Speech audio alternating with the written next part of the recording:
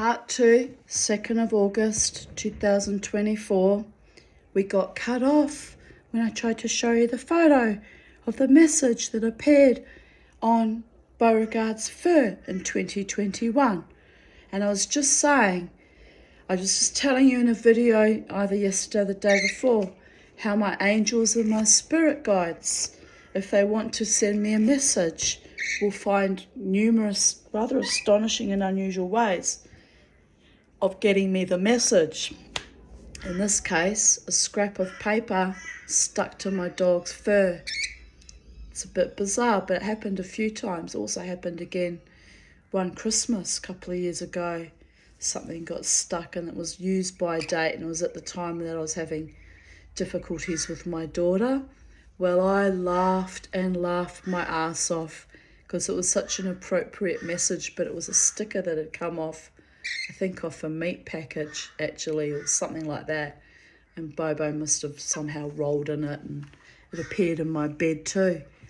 So, me being of the mystical, witchy, alternative,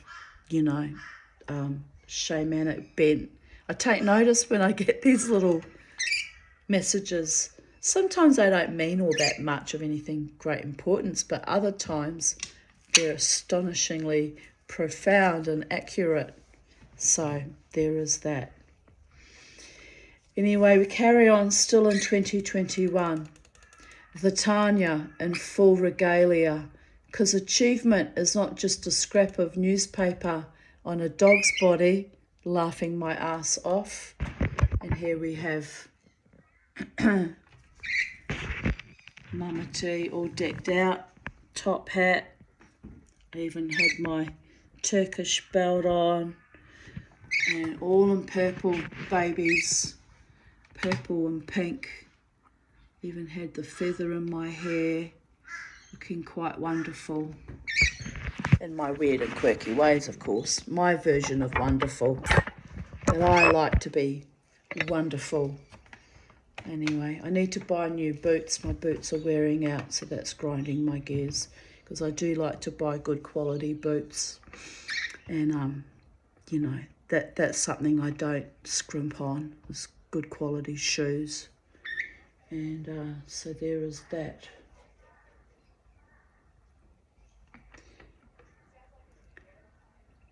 Second of August 2020, I was drawn to search for this famous painting of Island Bay by Rita Angus. A brief moment of nostalgia for my childhood home, I guess. I wrote I suppose, but same thing. It's a famous painting of, this is where I grew up in Wellington, New Zealand, in a place called Island Bay. And it's an absolutely exquisitely beautiful place. But in winter it's very, very cold. And we have howling southerlies fresh from the Antarctic streams.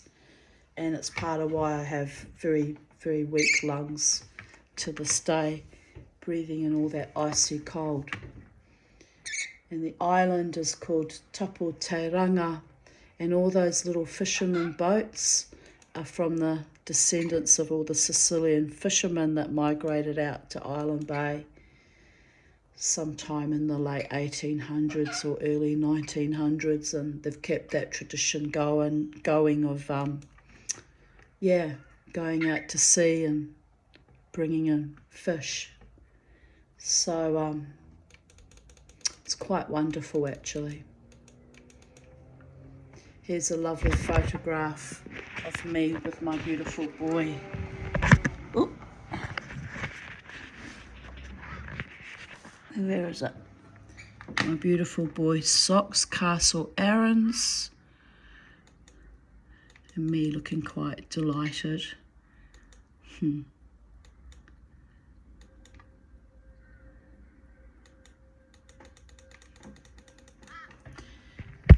2nd of August 2019, 11:11 a.m, sitting in the sunshine, breathing light.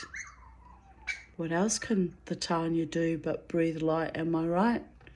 Some days it's like that. My nephew texted me this morning. He wanted to invite me for coffee to celebrate his new house. I wished him mazel tov, but I'm not interested in shallow, false people. I had not heard from him for over 7 weeks.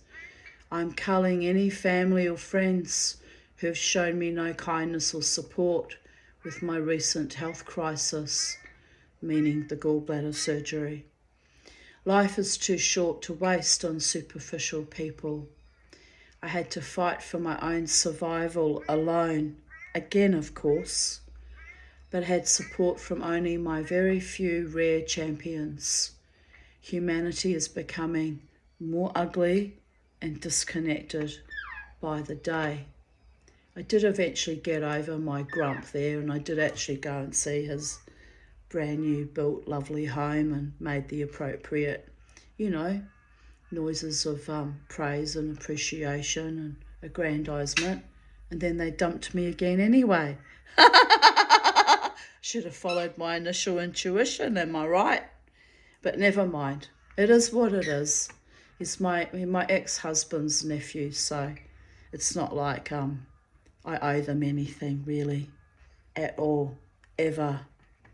But I was very fond of him as a child, and he acknowledged how fond of me he was when he was a child. So in a way that was quite lovely and a bit healing, 2nd of August 2018. Another spectacular sunny day. I woke up happy. Here's a photo of 2 of my lovely hens.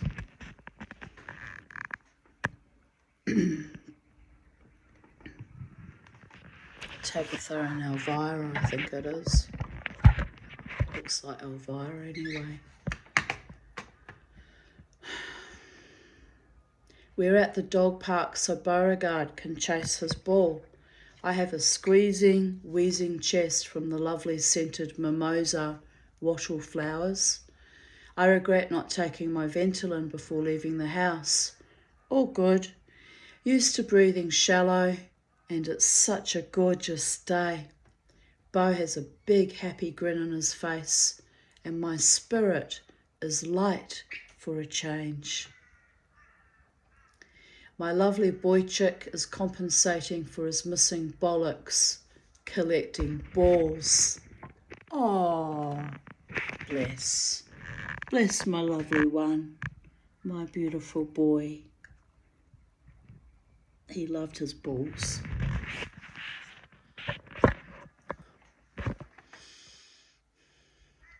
Seventh of August 2017. I ordered the battery with Marshall batteries as they come out to install it. Not much more than the cost of the Mazda parts quote, which I would have had to catch a bus and carry the heavy thing back home again. So thank you to my beautiful friend who helped me with the money, and to the other friend who also offered. I'm waiting on the technician to arrive within the hour, then I will be back in action again. Such a relief as I have my debrief today. My friends are awesome, so good to me. Yes, you all are indeed, those of you who watch my videos. Tarina wrote, glad it's sorted, and I replied, thanks so much, Tarina. It's very, very generous of her indeed. Indeed. Now fighting with Mazda as they want another $142 to recode the batteries on the key transponders. I have spoken to the manager. He is now looking at the batteries, which are correct and brand new from yesterday's struggle. They want me to book the car and they are fully booked. I lost my temper. The manager took my keys, came back 2 minutes later. Batteries were upside down. I look so stupid now, but relieved it was something simple and did not have to pay another $142. Dear Goddess, dear Goddess. I have been so stressed over a key and a flat battery.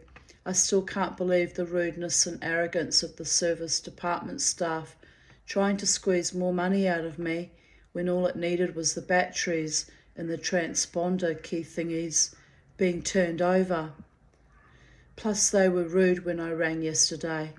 Plus today they sat like soul-sucked zombies, not listening when I stated that there should be nothing wrong with the car or keys, as it's only 5 years old, and the flat battery should not knock out the locking system.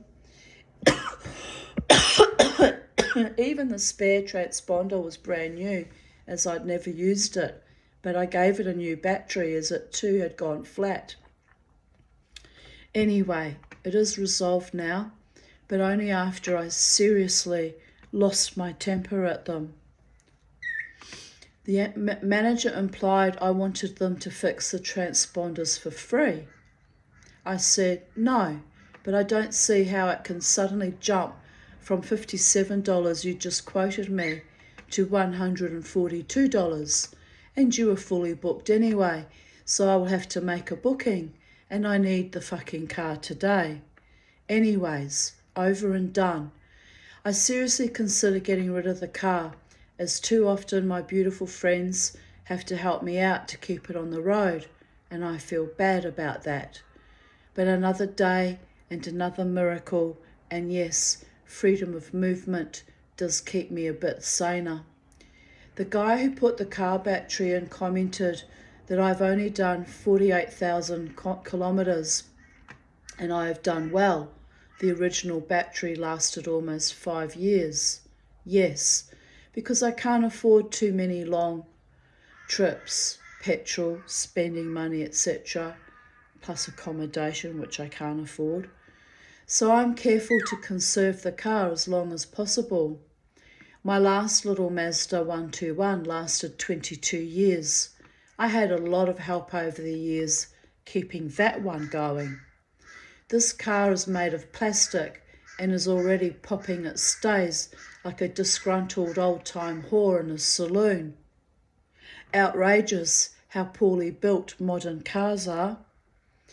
My last little Mazda ran for 16 years before it started giving me trouble. Alternators, shock absorbers, etc. It was quality built, and I always highly recommended the Mazda brand. Now, the paint's all completely eroded off the top and the roof of the car and around the back and the sides as well. Apparently the year that my car was manufactured, Mazda did the worst paint job ever, and I'm really pissed off about it because ironically I've still got the little metal containers that advertised their paint and how good quality it was and how it was state of the art. I've still got the paraphernalia from it. More lies and more scams because the paint just rotted so easily. I see other cars, Mazda cars with red cars like mine, with the same problem with their paint jobs, and it's an outrage actually to do that to people. It's just rude. Anyway, so now I'm up for eventually having to completely repaint the car, which I guess, I don't know what that would cost, maybe $5,000. It's more than what the car's worth now. It's just outrageous. But anyway, just small first world problems. There's nothing wrong with the engine. The car's perfect in that respect. So I just put up with the other letdowns. Here I write, crying from the stress, but can report that the car is working fine now and all is back on the journey to normal. I pinched my sciatic nerve in my left buttock. It feels like I've been kicked. That's probably from the stress too. My shins are aching too. My body is reacting to the stress. I managed to get to my debrief and my doctor agreed that the car industry is awful as it makes money from selling parts, etc. After I left my appointment, I went to buy some groceries, cat biscuits. Aldi no longer sells the bentonite clay cat litter, so I had to buy the crystals, which was rather annoying. I came home, unpacked the groceries, then collapsed with exhaustion on the couch. I think I will be resting for the rest of the week. It's been a very emotional few weeks. What with the sheep debacle last week, then unexpected car troubles yesterday and today. My life is never dull, that is for sure. Here I posted a lovely photo. Penny loves Mama T. And there she is, my Penny girl, smooching up next to Mama. Greatly missed she is, greatly missed. There'll never be a cat like her, or like Socks or Sophie, but Penny was my soulmate, she really was. 2nd of August 2018. Decades ago I read an interesting book called The Manna Machine that posited the theory that the Ark of the Covenant was actually a food-producing device that was also radioactive and needed to be stripped down and cleaned once a week, ergo the biblical injunction to gather a double portion of manna on the eve of Shabbat and to rest, as the Kohanim, that means the high priests, who had the scientific knowledge, needed that time to clean and recalibrate the machine, which fed the Israelites for 40 years in the desert.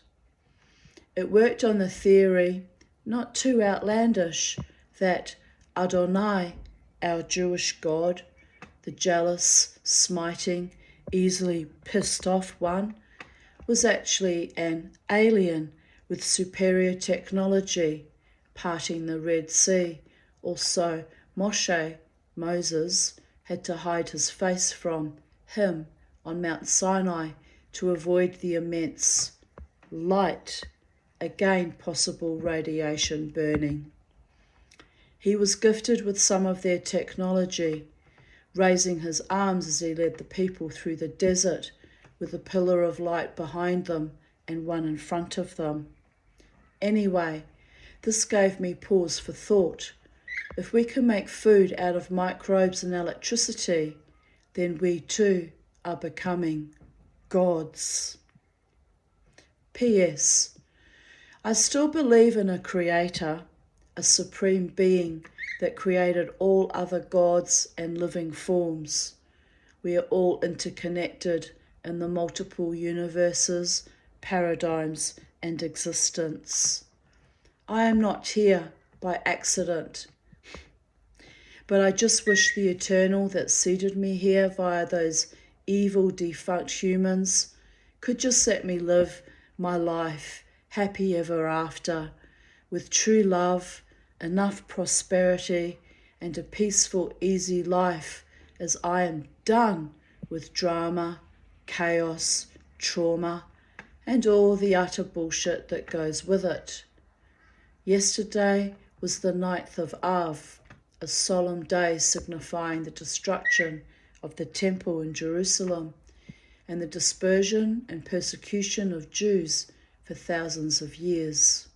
I did not observe it, but I do not forget that I am chosen and that this life has too often been a hell not of my own making. And I continue to fight to be alive, to be free, to love, and to demonstrate the awesome power of truth, standing up for the marginalized and the forgotten, the beaten down, the broken, and those who deserved a better life. And I wrote that in response to an article by ScienceAlert.com. Scientists just made food from electricity. An amazing way to solve world hunger. Just looks like crushed up psyllium husks to me, but, whatever. I don't know if that's the actual food or that's just a representation. But anyway, gives you pause for thought, though, what human beings are capable of creating in our modern paradigm. 2nd of August 2016, I posted an article, Intimate Relationship is a Spiritual Crucible. And I replied, so wonderfully true. Having lived on the threshing floor of my own dark despair and inability to get real love from sexual partners, I know well the charnel house of rot, death, betrayal, hatred, and what it feels to grow in love and embrace life again in a constantly turning wheel of fate. Bobo and me getting my hair done. Little blighter. He loved being there with me at Kylie's, but she didn't let me bring him again, but we had a great time that day, little Bobo and I.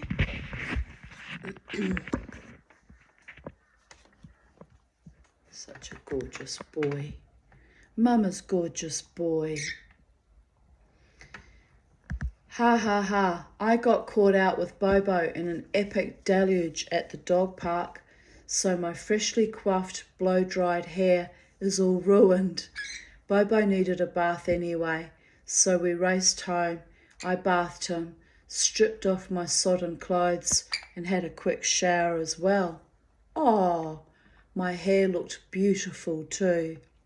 Yuppers, jealous Freya and Thor pissed on my parade, laughing my ass off. Hopefully the freshly blonded foils don't wash out right away, lol. My iPhone got soaking wet in the deluge too, so now I have no sound. Grr. Jared made me a business card. What do you think?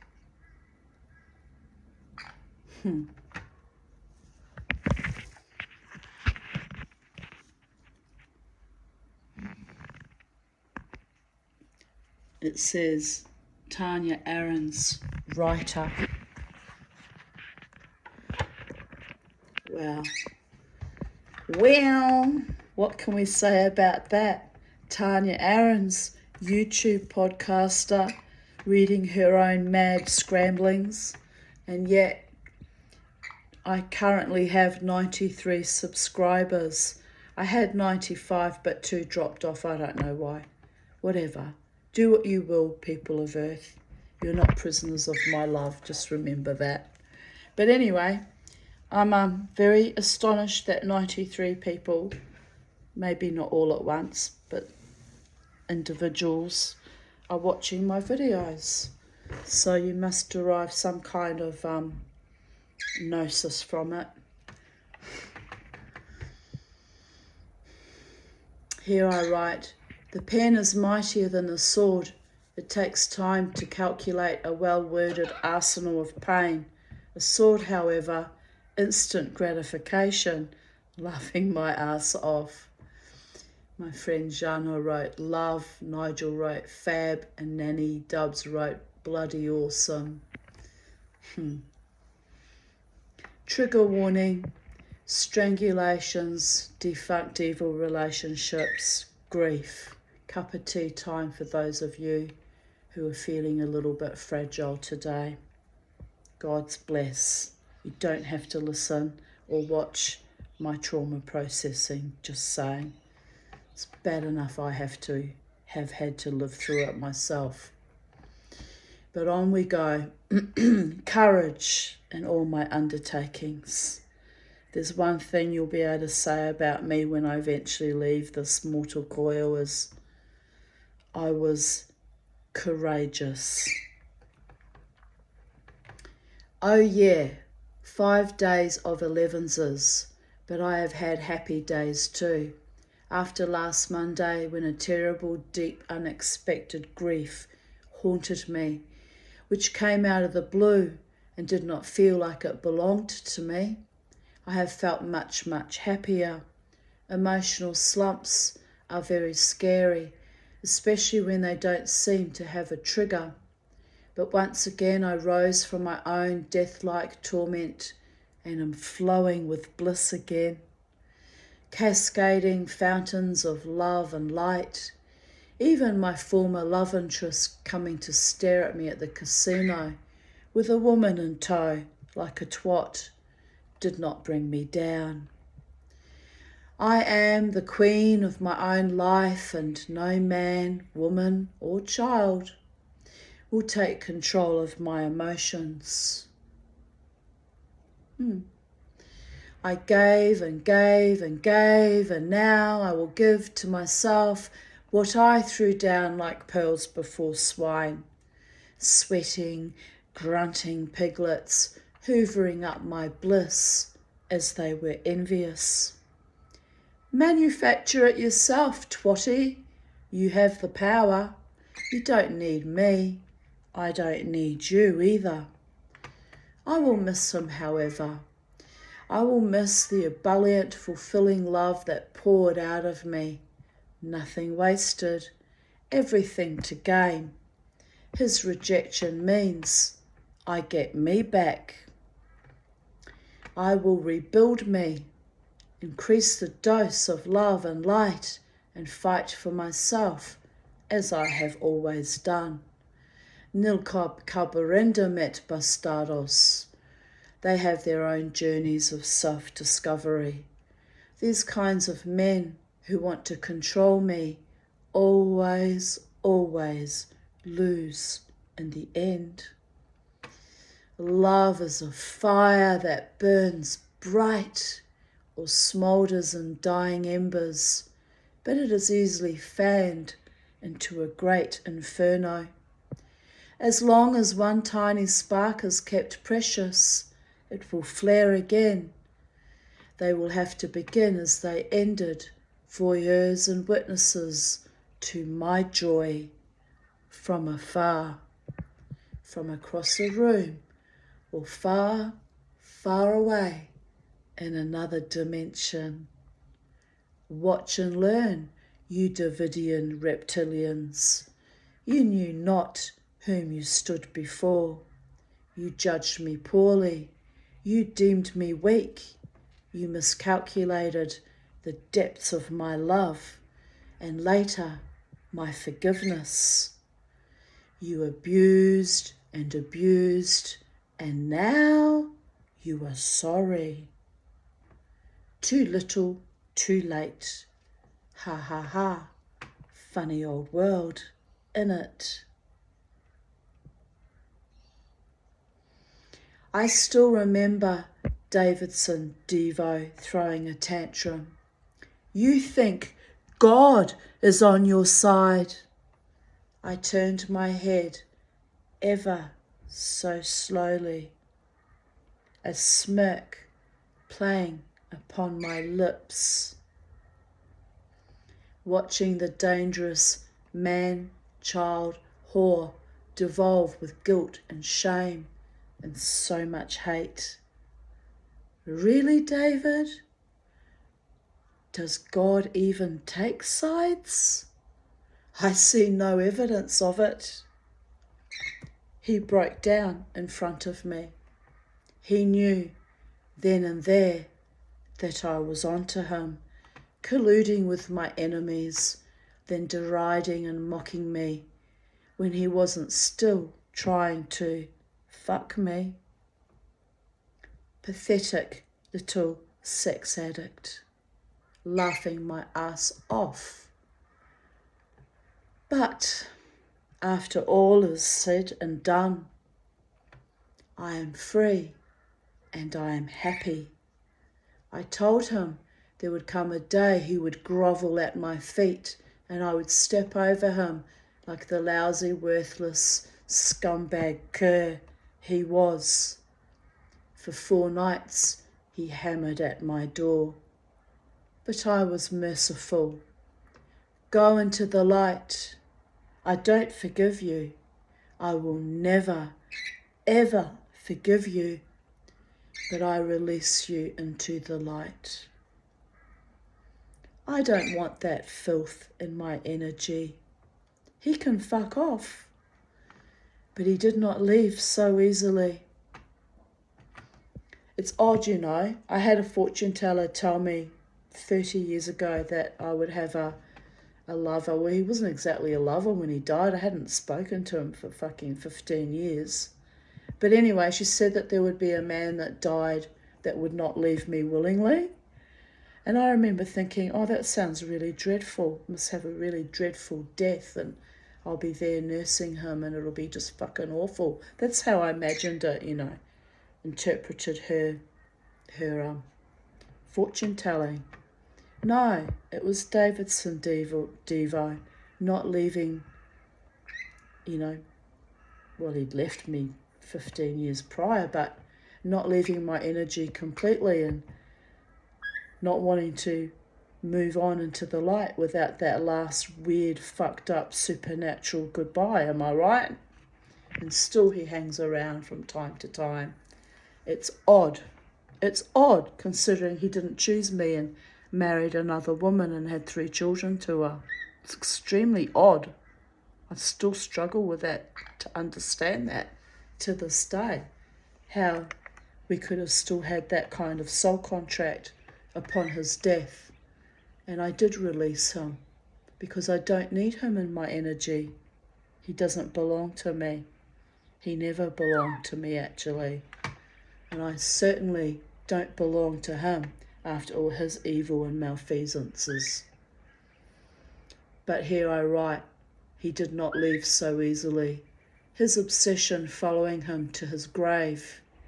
He hated my freedom, was envious of it, tried to kill me, literally did try to kill me at one stage, tried to rob me of my joy. A mere amateur, his hands on my throat. Go on, finish me. Do it, do it. Maybe you will be the one to get lucky this time. He fell onto his couch, put his face into his hands and sobbed, literally sobbed. I realized then I was dealing with a dangerous baby boy, a man baby of the worst possible kind. He was that fucking disturbed. A former officer in the Israeli Navy, a paratrooper actually, but a weak, soulless fuck. In Kabbalah classes, his friend Emmanuel went out of his way to humiliate me also, constantly made foul comments about my vagina, my womanliness. I ignored it. I am a warrior. I am more than a receptacle of men's lust and men's hate. After several months of this, I walked out of those classes. I never went back. Fuck them and their filthy contempt of a woman. They must have been psychic after all, as 7 years later, I needed major surgery on my womanly bits. But I survived. My femme fatale status, newly hitched, repaired and strengthened, minus the defunct diseased womb that had made me so sick for years. It took 2 years to fully recover. Then another 7 years to get my mind, spirit, body reintegrated. Finally, after 20 years, free of antidepressants and abusive, malignant, soul-destroying, vagina-debasing men. I wonder how or where I will be in another 7 years. By then, I will be 58. Well, it's 8 years later, babies, and at 59, all things told, I think I'm doing okay. Really. I mean, I'm tired and I'm on CPAP and, it's going to be another 12 months before I can tell if that's going to make me feel better or not, but I'm on my way. I'm on my journey to wholeness. I'm in love and I'm loved in return, even by my platonic friends. I'm happier and more contented and more grounded and more powerful than I've ever been in my life before. I think I'm doing okay, babies. But back then I wrote, will I even be alive? Well, it's been touch and go in the last 8 years. Very fucking touch and go. Interesting to ponder the huge turning points of my life and my vapoured enemies. I hear that one of them, of genital exposing infamy, is now selling dog shit out the front of her house as the RSPCA removed her ball. So she is out of bullshit, but her mind is still a leaky mass of shittiness. Karma, karma, karma, Schadenfreude. I must beware. I could die laughing. When the universe gives you a synchronicity overload,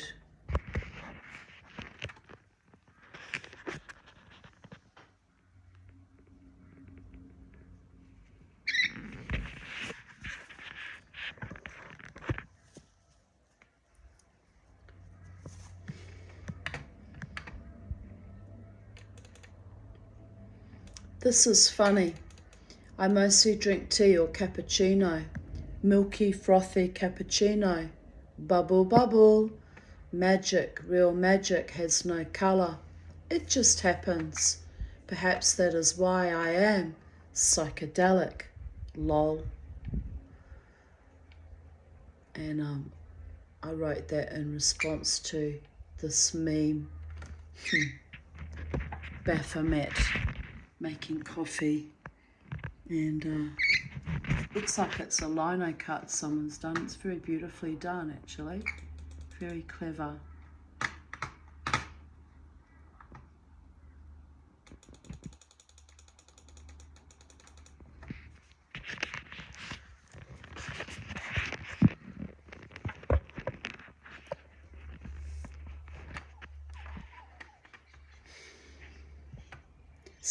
August 2nd, 2015, 5:43 a.m. I danced wildly all night, just had an Epsom salt bath to soothe my feet. Now watching Orange is the New Black, sitting in bed with some very happy pussycats, Socks and Penny. Must be a blue moon, as he is not usually permitted on the bed when Penny is here. You should hear his loud, smug, boy chick purring. Oh, I miss him. I got home at 4:20 a.m. I woke up Herman Rooster, the sound of my car.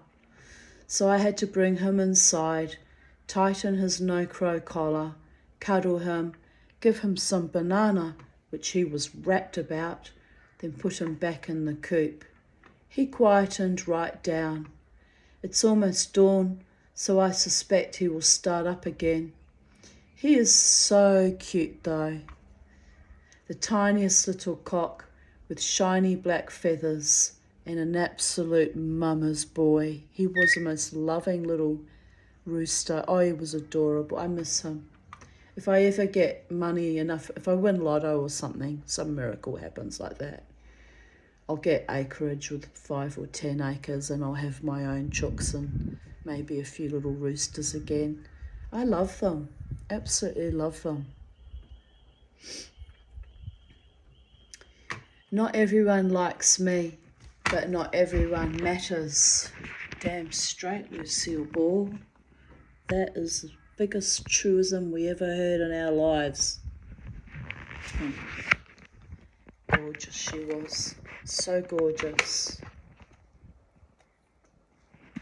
I'm baking an apple rhubarb pie with the lovely fruit and veggies Lynn got for me. I haven't made one before. I hope it is yummy. Then I shared a meme or a quote by Mary Oliver. Someone I loved once gave me a box full of darkness. It took me years to realise that this too was a gift. 2nd of August 2014. Home safe from a wonderful night out with Karen, Shauna, Sam, Steph, Ron and Chrissy. We danced to Burst, who are just awesome. That has to go in my memories. I have to copy and paste that. I'm writing a book with all the memories from all our little exploits in the Brisbane music scene. So that's one that's going to get put in there. Then Karen spoilt me with a kebab at the end of the night. Then I danced with George for a while. Boy, do my feet hurt, but I feel great. Time to schluff as I'm spending time with Jared tomorrow. Woot! I love my friends. Why are you saying Bobo? Why? Mum, you say mama or Bobo?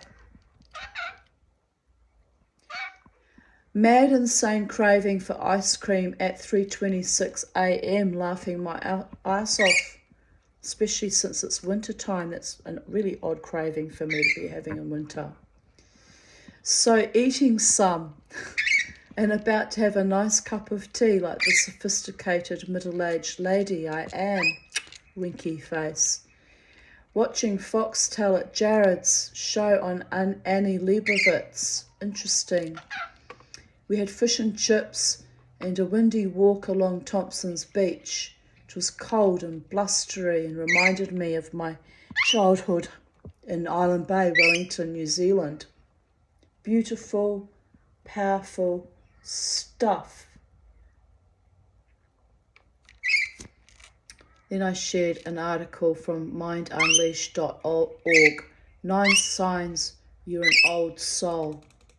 And I wrote, this was definitely me as a kid, made childhood rather interesting.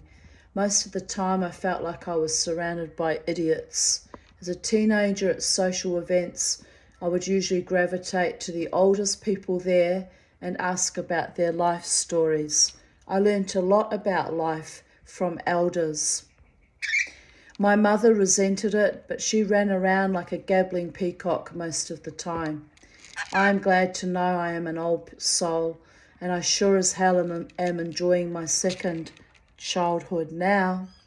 As Ecclesiastes states, there is a time for every season. This is my playful period after a life of hell